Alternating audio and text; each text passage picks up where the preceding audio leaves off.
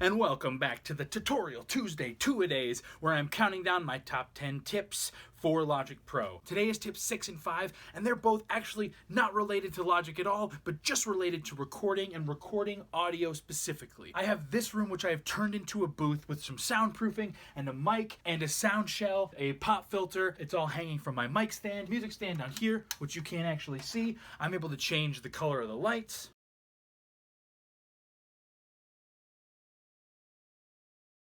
Pretty dope. What do you do if you don't have any of those things? The best advice I have for you, which is tip number 6, is to record in somewhere with dead space. Now what that means is very little reverb, very little echo, very little response at all.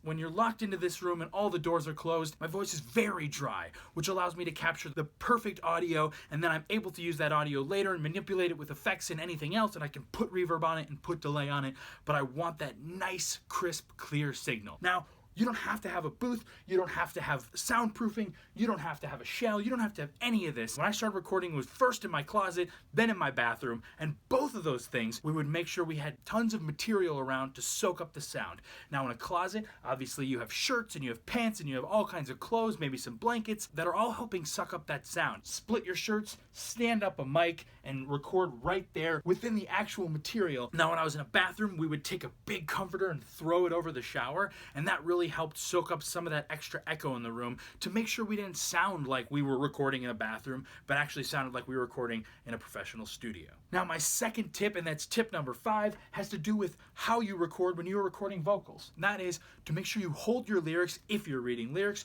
up above your mic to make sure your head is elevated and you have lots of space to make sure you're projecting and you're not crushing down and looking down at your phone, not getting the best use of your instrument. If I had a book and I was reading my lyrics, I would want to make sure I hold them up here so I'm looking up into the mic rather than holding them down here and I'm looking down and I'm not getting any good sound because all of my sound is going straight down into my book or into my music stand, and it's not great to hold it right behind here because I'm going to start to get echo off of my book. Somewhere up over the top so I'm able to be looking up, my sound is going up towards the mic, and I can still read my lyrics. I actually use a gooseneck clip attached to a stand to hold a phone or a book with lyrics.